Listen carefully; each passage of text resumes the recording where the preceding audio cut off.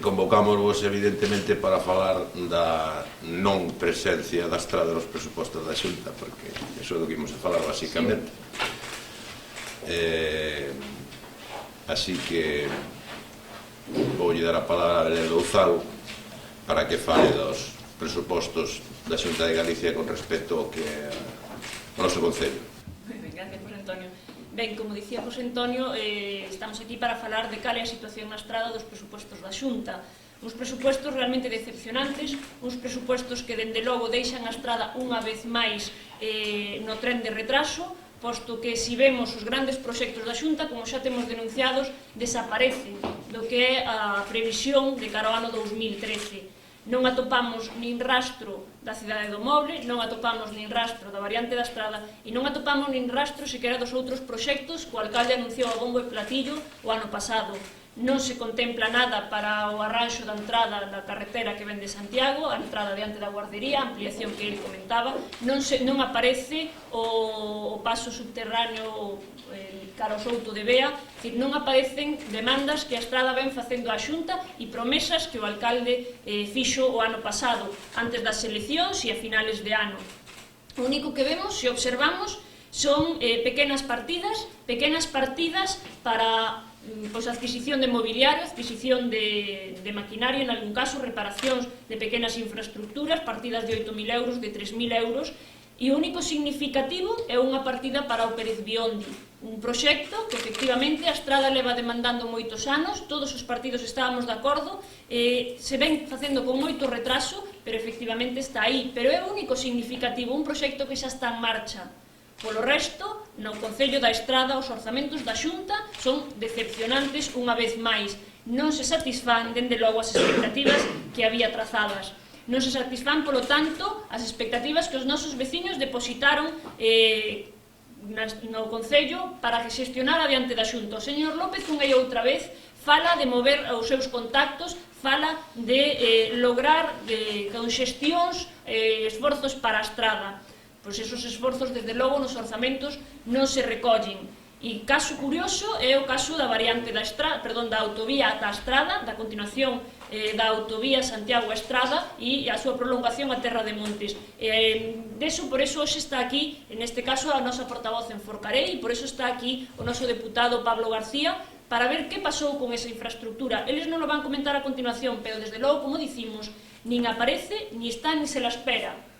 posto que non hai previsións, non se cumplen as previsións de anos anteriores, e iso vamos a analizar en detalle, porque iso é moi significativo, porque iso, dende logo, está chamada esa infraestructura a atraer á Estrada movimento económico, dinamización económica. Pero, como dicíamos, non é só iso, é tamén a cidade do Moble, é tamén os outros pequenos proxectos que, dende logo, non se recollen. E non se pode dicir que a Estrada é prioritario para a Xunta, como di o señor López Campos unha e outra vez, non se pode dicir que, desde logo, coas súas xestións, coas súas influencias, vai a conseguir que o goberno do Partido Popular do señor Feijóo siga tendo de xeito prioritario a Estrada no seu escenario político, cando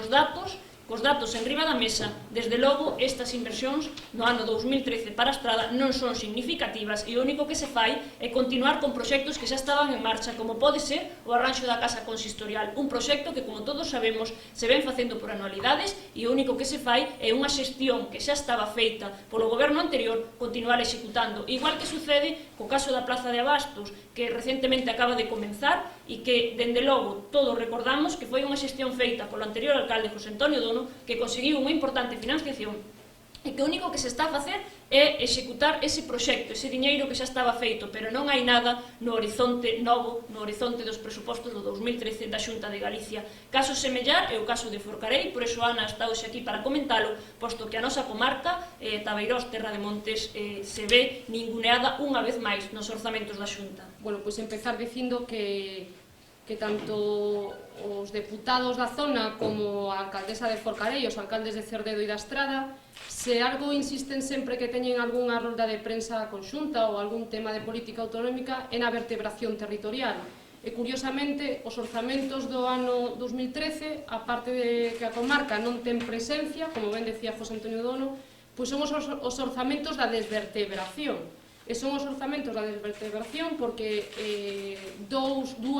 investimentos clave que son para esta comarca, como é a autovía e como é o vial Cachafeiro-Vilapouca, desaparecen dos orzamentos. E a mí me gustaría recordar as palabras, empezando polo principio, do alcalde da Estrada, que en setembro dicía que cada kilómetro de autovía, gracias ao goberno do PP e a súa política de austeridade, en vez de costar os 11 millóns de euros que preveía, perdón, os 10 millóns de euros que preveía o bipartito, decía que gracias ao seu aforro iba a costar 6,5 millóns de euros. Bueno, pois comprobamos que nos orzamentos do 2013 non vai a costar nada, porque directamente non está. E a segunda cousa é, pois, recordarlle a alcaldesa de Forcarei que o 27 de setembro presumía con Cores Tourís que gracias á súa capacidade de interlocución para o vial Cachafeiro-Vilapouca se iban a comprometer 700.000 euros, a pesar de que xa os orzamentos do ano 2012 castigaban a este vial deixándolle solamente 6.918 euros. Bueno, pois para o ano 2013 vemos que din os 700.000 euros que anunciou Belén Cachafeiro o 27 de setembro de 2012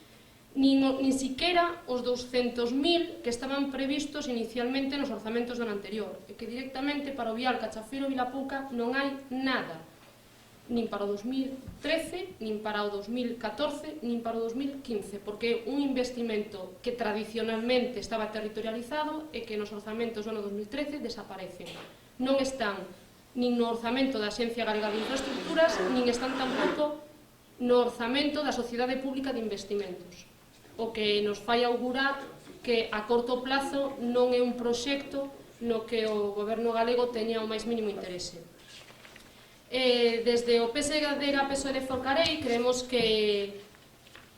a política de austeridade está ben, que é necesario e imprescindible facer recortes, pero que, dende logo, nunha comarca como é Tabeiros Montes, o maior erro que se pode cometer é recortar en infraestructuras. Primeiro, porque somos unha comarca que estamos nunha posición privilexiada e calqueira eiva en mellorar as infraestructuras con Pontevedra e con Santiago nos consideramos que supoñen un dano moi grave e irreparable na liña de flotación da industria e da economía local. Creemos que si de verdade os alcaldes da zona creen nas posibilidades deste territorio, deben facer como vai a facer o PSDG-PSOE e presentar alegacións a estes orzamentos para que estes investimentos que consideramos que son clave volvan a aparecer territorializados como tradicionalmente sucedía. E despois, en segundo lugar, creo que deberían pedir perdón á cidadanía por pasarse todo o mes de setembro e todo o mes de outubro do ano 2012 presumindo de compromiso, presumindo de interlocución co goberno galego, presumindo de capacidade de, a pesar dos recortes, de facer obras, como decía López, flexibles, plazos flexibles, obras por fases, que hoxe vemos que non son nada de nada porque están directamente non están. E vos vou a pasar co deputado da zona e coa persona que ademais vai a levar este asunto ao Parlamento de Galicia, porque nos, a diferencia do PP, sí que vamos a levar estes asuntos ao Parlamento de Galicia, que é Pablo García. Bueno, pois eu son o deputado que me vou encargar, que vou ser interlocutor, encargarme me parece moi grande a empresa, pero vou ser interlocutor desta comarca, da comarca de Tabeiros, Terra de Montes, e da comarca tamén de Ullaumia, que é unha zona suficientemente amplia e suficientemente homoxénea no que a políticas, sobre todo co que respecta ás políticas que leva o PP, bastante uniforme, non? Que é sempre a gran olvidada e a gran marxinada en todos, non nos mítines, sino nas campañas, sino cando nas rodas de prensa, pero si despois cando hai que poñer negro sobre o blanco esas cousas que se dicen. Entón, nese sentido, é a primeira xuntanza que teño. Teremos hoxe a noite co resto da comarca, mañán creo que co Deza, para traballar, como ben decía Ana, o que son estes presupostos, é dicir, o Partido Socialista sí que vai a traballar os presupostos, sí que vai a facer as eleccións dos presupostos, aínda coas cousas claras tamén, é dicir, sobre todo por unha cuestión de cousas que xa estaban comprometidas, cousas que de algún xeito son demandas históricas de moitos dos concellos e que vemos que están absolutamente abordadas. Por facer unha valoración xeral que xa se fixo dos presupostos, porque eu creo que tampouco interesa nin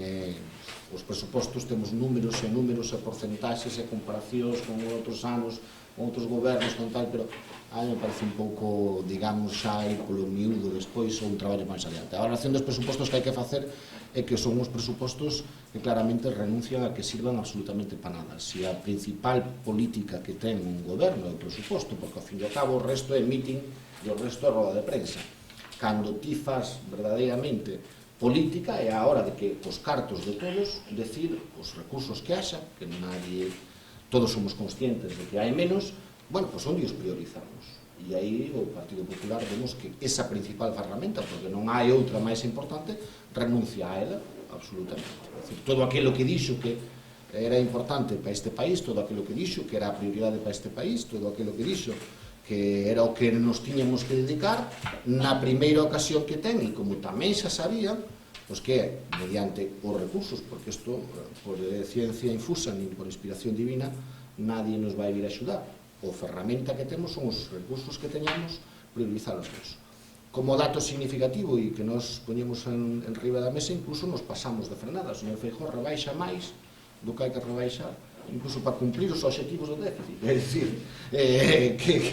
que xa se está incluso superando a sí mismo e o que estaba establecido, co que nós xa non estábamos de acordo, pero que supera incluso esa cantidade. Por tanto, esa é a valoración tanto en Galicia como eu creo que nestas comarcas. É verdade que agravada si cabe nestes sitios ou nestas comarcas ou nas nosas comarcas, primeiro porque son zonas, e iso que estaba tan de moda falar antes da débeda histórica, é dicir, son zonas que carecemos de infraestructuras básicas e, por tanto, temos unhas deficiencias con respecto a outras zonas.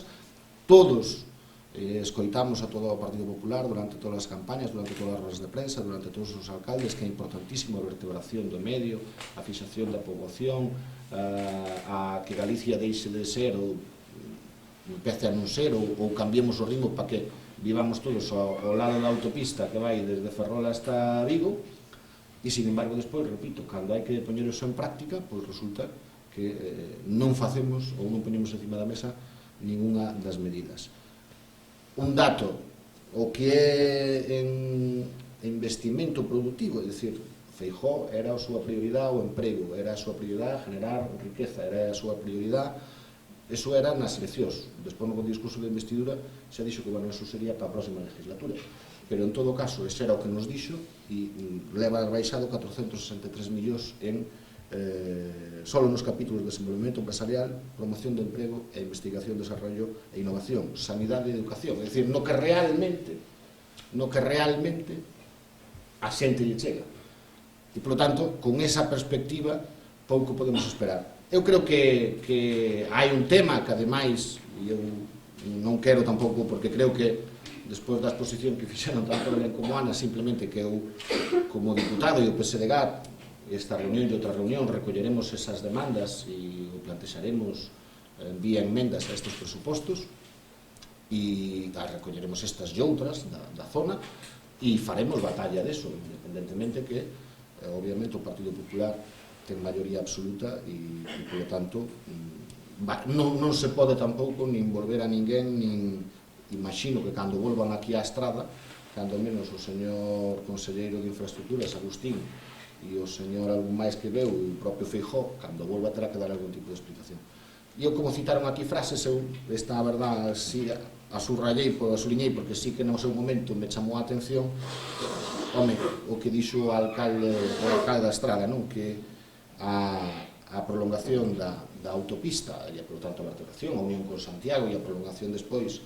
coa zona de Terra de Montes, que vemos o mismo, é un feito clarísimo desa vertebración de todo un territorio. Había dúas cousas: primeiro, que era renunciable por seu goberno, e segunda, que empeñaba o prestigio ou a capacidade